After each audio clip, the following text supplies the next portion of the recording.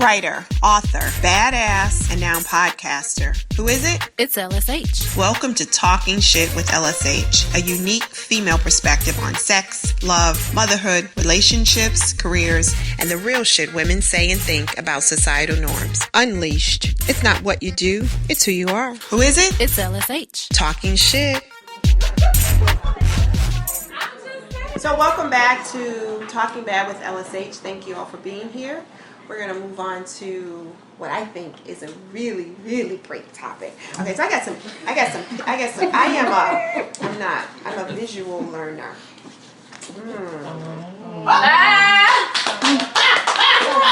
Oh, wow. So that's wonderful when it comes to women, right? So we have our aspiring girlfriend and wife. She's solo as shit. She ain't got nobody at home. And so you gotta learn this, right? So when we see this, when we think about self-love, what do we think about? Self-love. Anybody? Pedicures and manicures. Absolutely. I was gonna say into pedicures and manicures. What else? Say that special time before you go to work, that 30 minutes before you get out the bed and you reach in that side drawer. Super single section. So super single, and that's those who are currently married. I don't necessarily think this has anything to do with just being single, right? No. But that particular self-love moment is. Yeah. Not at all. But yeah, because I'm not thinking manicures and pedicures right about now. No. I'm not. Okay. I mean, that's just me. I'm thinking a little bit more of something like this. You ever seen this? I took it out my What is this? Is that the lipstick thing? Yeah. I have on something that looks just like this. Oh, wow. I'm sorry, can you just Might be something I need to purchase. Yeah. It's available on Groupon. You can get it right now for $9.99. No. Excellent. But this lovely image here is a vibrator that you can carry with you and pull out whenever you need to. How many of us actually enjoy masturbation? Yes. You got some in the house. So the wonderful thing about that is I don't need you to come, no pun intended. I don't need you to come at this moment when I'm feeling this. I don't need to wait for you to get off work. I don't need you to finish up with your boys. I can just take care of me now. Yes. So the beauty, I didn't discover masturbation until I was well into probably college. I had a long distance love. So what about you?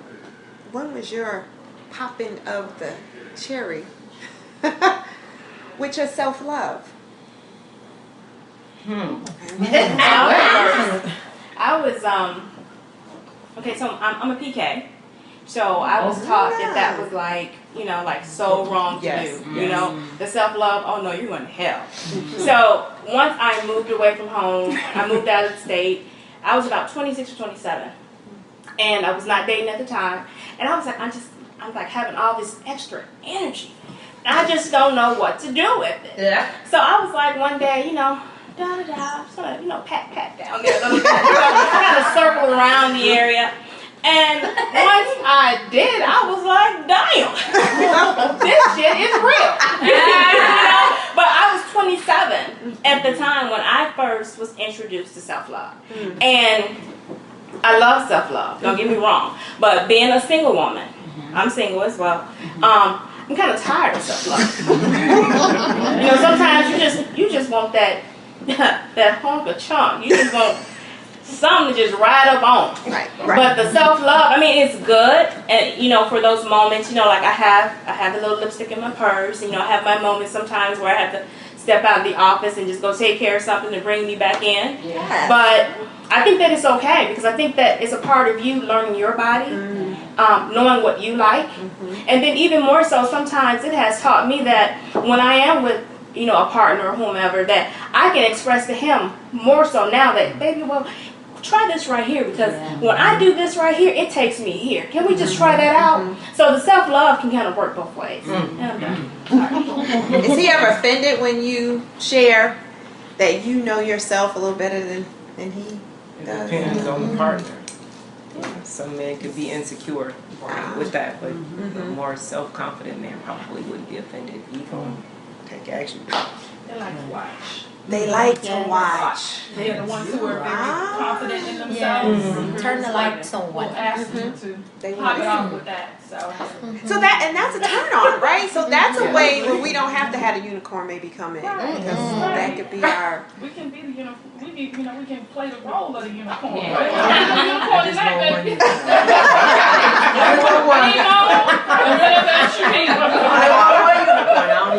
Yes. So I think that it adds spice. It helps us. Self-love helps us to really get to know who we are as women. I hate that I did it, later in life, right? When I found out that this was who I am and what I'm turned on by and what works and what doesn't work. Anybody else? Self-love and happy with their relationship with themselves. Okay, I'll go. Our baddie in the house. Yeah. So, I was a virgin in college. I went to college at 17. And I just got into a conversation with my dorm mates, and I'm just listening to them talking. I'm like, well, I wonder what it feels like. I don't know. I'm not sure if I'm ready for a whole penis. What can I do in between that? Was ready for the whole penis. So there was not the whole thing, just maybe a little bit. The head. Let me just put a little tip. Just put the head. With that being said, it was a sex store around campus, and I've always been curious and kind of a perv. So I went in the sex store at 17, and I'm like, okay, well, they're not going to let me in. Okay, I turned 18 in like 3 weeks. I'm going to come back. So I went back, and I'm like, well, let me just see if I can get something small. And they had these small little bullets, like $10 at the register. And I'm like, okay, it's by the register. It's close. I could grab it and just run out before anybody sees me. So I got paid for my bullet $10 later, and I was like, I think I have a problem after I use it. And that's something that's been my go-to, whether it's just me, whether I'm in a relationship, because a bullet has dual purposes. You can use it on yourself. You can put it up under his balls while you give it oral. Yes. You speak up. Say that a lot. You can do what? You can put it up under his balls while you give it oral. Yes. And it has dual purposes. So yeah, girl. I enjoy self-love, and I enjoy helping other people to love myself. So with that, with the self-love, I'm gonna ask this question, and I need you to go with me on this one. So I have a daughter. She's only 9. But I think back to, and I had a very liberating mother, hence LSH. She told me before I even thought about sex, okay, so let me tell you what you're not going to do when you have sex. You are not going to lay like a rug. Which you're not going to do. So she was very open. My mother was just straight, no chaser. The Baddie. Absolutely. Patricia the Baddie. But so in thinking about my mother and what she prepped me for, as we look at this lovely specimen here, could you ever think about giving this in light of abstinence and diseases and not really being mentally ready to engage? Could you give this to your 16-year-old as a birthday gift? No. Absolutely not. Yeah. For a birthday? So this would be a happy sweet 16. Yeah. We have a 17-year-old who said they went in and because we have some hot Sheltered. girls, right? So we all come into our own sexuality at a different age. Some Yes. are much more advanced and more curious. So if thinking about my 9-year-old, she was like, damn, I could tell she's ready, but I want to keep her at bay. Right. What's wrong with a little self-love? I think you need steps. You need steps. Between parent and child, you need steps. I think your lipstick, I think your lipstick would probably be, for me, more appropriate maybe 21. I mean, Yes. if you're doing it. Yes. So what age are teens? Because I have a teenage son, so they are on every kind of social Yes. media. I agree. They see it, they hear it. Someone said recently their teenage boy could not watch R-rated movies, but he had already had a blowjob and intercourse already. So I'm just wondering about the connection to reality with our teens. Yeah. but I think you need to have that conversation with your child. I mean, you know your child, and when they get to that age, or as they're getting to that age, you know what level to step it up to. Whereas I think about myself, when I was 16, I was nowhere near ready to hear anything about self-love. My mind was not, and I think it was a different time. I was not even thinking about sex. But now, in today's time, where our kids have access to everything, and even at 9, trust me, the conversations that are being had, if you think that they don't know, you better open up your ears and your eyes. So I think as parents, and especially as mothers, we're going to have to shed that, oh, that's my baby. Because they're living in this world today, just like you.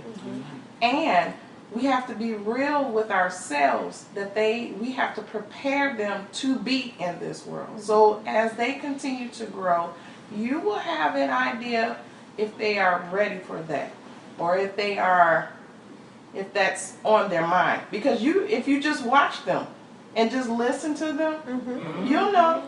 You'll know individually your child. It's about arming. So think about my mother and me. I wasn't thinking about it. She just wanted to prepare me for it. Right? So there were a lot of things that she prepared me for. Not because she thought that would be something I would do, but she also knew the people that I was around and what they were doing. Right? Yeah. And so there were a lot of things that I was exposed to. By the time I got to college, I was like, all right. That's all. So if I think about arming my 16-year-old daughter with a lipstick vibrator, am I warding off her desire to actually integrate? Not necessarily. It might make her more curious. Just Yes. like she Yes. said. So did going to Planned Parenthood and getting the pill make you more? Because that's the mindset that a lot of older generations have. If I put her on the pill, she's going to want. And that's how I feel with my. I have a 16-year-old daughter, and have gone through this before. I have a 27-year-old as well. But the difference in my 27-year-old and my 16-year-old is like worlds apart. How my 27-year-old was, she was still playing in curtains when she was a little girl. You know, like riding a school bus. My 16-year-old was like, I need a car. We ready to kick it. Like, when can I go to the club? I'm like, slow down. Like, what is the hurry? It's just a different mindset. And I really do think it's because kids today have access to so many things. So they're having these conversations. Absolutely. So when we decide, I'm going to stick my head in the mud and not think about it, somebody else is teaching them. Definitely. So somebody else is coming up Well, with it's the access, bullets. but it's also choices, right? We all have choices that we can make. But And it's even the though peer- your kid sees it, Yeah. that doesn't mean they're going to do it. And that's true, but it's the peer pressure that kids today are under, and it's so important for kids to be amongst fit their in. peers and fit in. So a lot of kids, they know in the back of their minds that my mom knew this, she would be upset, but then they're out here with these kids. Mom is not here. I have a point to prove with my classmates, my peers, and so, a lot of times they fall prey. I think gone is the time. My mother was an era. You do what I say do and not as I do. That's right, that's right. I don't think these kids are born like That's that. So Yeah. I'm with Sasha, who says, you got to know your kid. Yeah. If you got a hot ass daughter, your ass is going to Planned Parenthood and you about to get you a lipstick vibrator to please yourself. Or you gotta be like my mother, get a boy. And get a move.